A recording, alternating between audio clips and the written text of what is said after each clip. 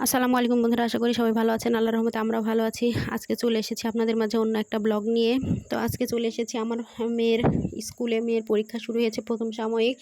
তো আমার মেয়ে বাজারে পড়ে স্কুলে, কেজি স্কুলে, মোহনগঞ্জ প্রি ক্যাডেট স্কুলে। তো ওকে নিয়ে চলে এসেছি পরীক্ষার দিতে। আজকে একটু দেরি হয়ে গেছে, তাড়াহুড়ো করে চলে এসেছি। এসে তো মেয়েকে পরীক্ষার ঘরে ঢুকিয়ে দিয়েছি। তো আজকে মেয়ে তাড়াহুড়া করে ভাতও খায়নি।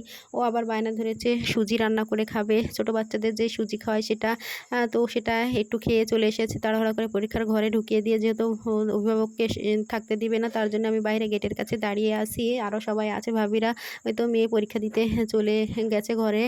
এগুলো রুম সব। তো এই পাশের একটা রুমে মেয়ে পরীক্ষা দিচ্ছে, আর আমরা বাইরে এখানে গেটের কাছে অপেক্ষা করছি। প্রায় সময় হতেই চললো। তো ওকে ঢুকিয়ে দিয়ে আমরা বাইরে বসে থেকে গল্প গুজব করছি সবাই মিলে, আরও ভাবিরা আছে সবার সাথে।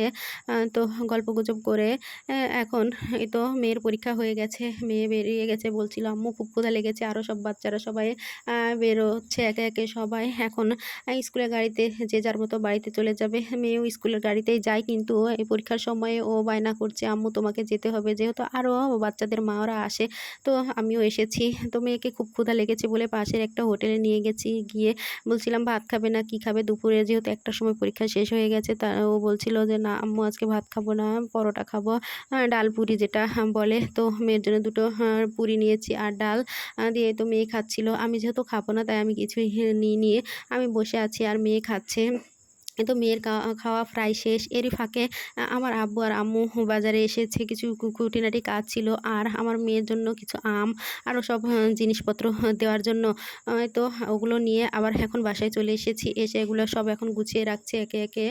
সব ভালো করে গুছিয়ে রাখবো। এই যে দেখুন, আম্মুকে বলেছিলাম যে তোমার গাছে সজনে ডাঁটা হয়েছে কিনা। আমার গাছের সজনে গাছ আছে অনেকগুলোই, কিন্তু বিদ্যুৎ লাইনের নিচে হওয়ার কারণে বিদ্যুতের লোকেরা এসে গাছগুলো সব কেটে দিয়েছে একবারে গোড়া থেকেই, প্রায় বললেই চলে। প্রতি বছর তাও ডালটা ছেটে দেয়, আবার হয়, কিন্তু এবছর গোড়া থেকেই কেটে দিয়েছে।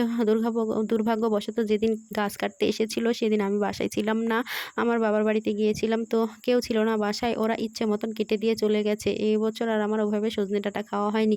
ওপরে একটা গাছ আছে, ওই গাছে একটু হালকা পাতলা ছোট গাছ, যেহেতু যতটুকু ধরেছে একদিন খেয়েছি। তো মা দিয়ে দিয়েছে, দেখুন কতগুলো সজনে ডাঁটা খাওয়ার জন্য। আর এই যে আম দিয়েছে, সব রকমের আম, সব আলাদা আলাদা করে রাখছি।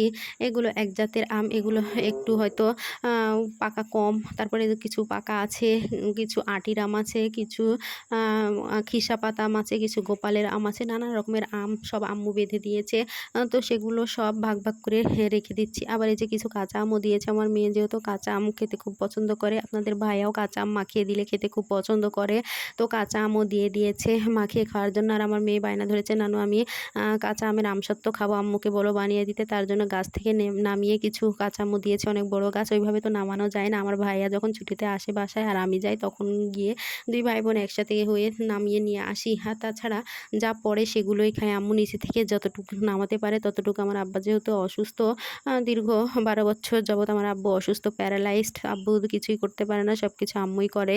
আর আমি আর আমার ভাইয়া গেলে যা করি তাই। তো এইগুলো সব নামিয়ে নিয়ে চলে এসেছি সেই দিন। তারপরে আর যা এগুলো পড়ছে নিচে, তো সেগুলোই আম্মু দিয়ে দিয়েছে। এই তো সব আমগুলো এখন ভাগ ভাগ করে রেখে দিয়েছি। এর সাথে আম্মু খাওয়ার জন্য কিছু চিড়াও দিয়েছে। যেহেতু জ্যৈষ্ঠ মাসে আম দিচ্ছি, মেয়ের বাড়িতে আর চিড়া দেবে না। আমার তো ধান আছে, আমি বলেছি তো চিড়া দিতে হবে না, তারপরেও আম্মুর বায়না দিয়েই দিবে। তো আম্মু চিড়াও দিয়েছে, খাগড়ায় চিড়া। তো সজনে ডাঁটা একটা আমরা তরই বলি, আপনারা কে কী নামে চিনেন অবশ্যই কমেন্ট করে জানাবেন। তো সেটাই দিয়েছে। আমি বলেছিলাম যে আমার খেতে ভালো লাগে, তো রান্না করতে গিয়ে একটা বেঁচে ছিল, তো সেটাও আম্মু রেখে দিয়েছে। দিয়ে দিয়েছে, নরম যেহেতু তার জন্য ভেঙে গেছে। তো বন্ধুরা, আমার ভিডিও যদি আপনাদের ভালো লেগে থাকে তাহলে বেশি বেশি করে লাইক কমেন্ট এবং শেয়ার করবেন, আর চ্যানেলটি সাবস্ক্রাইব করতে ভুলবেন না। আমাদের জন্য দোয়া করবেন, আমার মেয়ের জন্য দোয়া করবেন। আমার মেয়ের জন্য ভবিষ্যতে ভালো করে মানুষের মতো মানুষ হতে পারে লেখাপড়া করে। আর আপনাদের সাপোর্ট ছাড়া আমরা সামনে এগিয়ে যেতে পারবো না।